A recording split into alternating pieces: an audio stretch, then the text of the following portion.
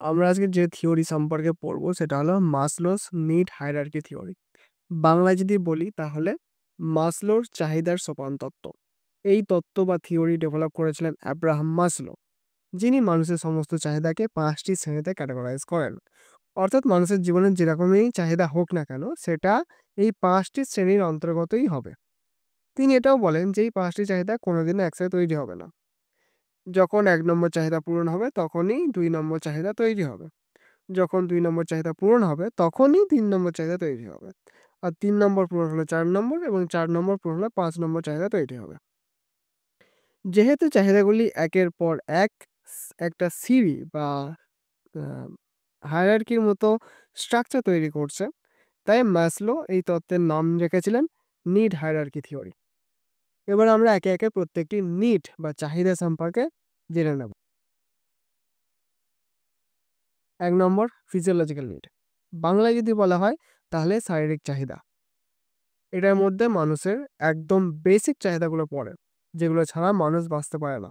অর্থাৎ সার্ভাইভালের ক্ষেত্রে এগুলো ইম্পর্টেন্ট। উদাহরণ কি হতে পারে? যেমন হাঙ্গার, থার্স্ট, সেক্স। সেক্সও এই ফিজিওলজিক্যাল নিডের মধ্যেই পড়বে, কারণ এটাও একটা বেসিক শারীরিক চাহিদা। এবার দ্বিতীয় নম্বর চাহিদাকে আমরা পড়ব, যেটা হলো সেফটি নিড বা সুরক্ষা চাহিদা। যখন আমার বেসিক নিডগুলো পূরণ হয়ে গেল তখন আমার মধ্যে তৈরি হবে কি না, সুরক্ষা চাহিদা। যতক্ষণ আমার কাছে খাবার কিছু ছিল না, পান করার কিছু ছিল না, ততক্ষণ আমি হন্য হয়ে খাদ্য খুঁজেছি, পান করার জন্য জল খুঁজেছি। বাট যখন সেগুলো পূরণ হয়ে গেল তখন আমার মাথায় আসছে যে আমি এই মুহূর্তে মরে তো যাচ্ছি না, বেঁচে আছি, আমার পেট ভর্তি, বাট আমি ঘুমাবোটা কোথায়? রাস্তায় তো ঘুমাতে পারি না। রাস্তায় ঘুমালে আমার সাথে দুর্ঘটনা ঘটতে পারে। মেবি কোনো সেলিব্রিটি এসে আমার উপর গাড়ি চালিয়ে দিতে পারে। মেবি কোনো জন্তু জানোয়ার আমাকে কামড় দিতে পারে। তাহলে এই মুহূর্তে আমার কি লাগবে? এই মুহূর্তে আমার লাগবে একটা সুরক্ষিত বাড়ি। তার মানে আমার মধ্যে এখন তৈরি হচ্ছে সুরক্ষার চাহিদা।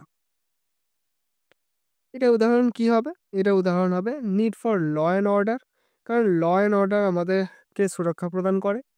আর নিড ফর ফাইন্যান্সিয়াল সিকিউরিটি, এছাড়াও অনেক কিছু হতে পারে। এবার আমরা পড়বো 3 নম্বর নিড সম্পর্কে, যেটা হলো লাভ অ্যান্ড বিলঙ্গিংনেস নিড, অর্থাৎ ভালোবাসা ও সম্প্রীতির চাহিদা। এবার আমাদের মধ্যে কিসের চাহিদা তৈরি হচ্ছে? আমাদের মধ্যে তৈরি হচ্ছে একটা গোষ্ঠীর অন্তর্গত হওয়ার চাহিদা, সামাজিক সম্পর্কের চাহিদা, বন্ধুত্বের বা ফ্যামিলি তৈরি করার একটা চাহিদা। উদাহরণ উদাহরণ এগুলোই হতে পারে, যেমন need for family, friends etcetera.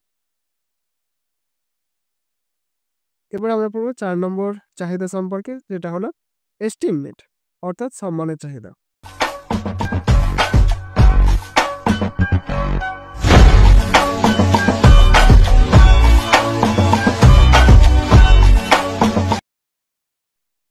এটাকে আবার দুটো ভাগে ভাগ করা যায়। ফার্স্ট হলো লোয়ার এস্টিম নিড, যার মধ্যে আছে অন্যের কাছ থেকে সম্মানের চাহিদা।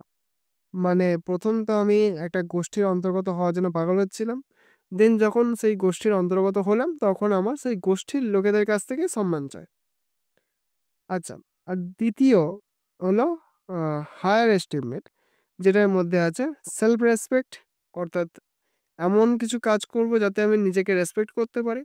সেলফ কনফিডেন্স, মানে নিজেই কনফিডেন্ট ফিল করা, অ্যান্ড এক্সেট্রা।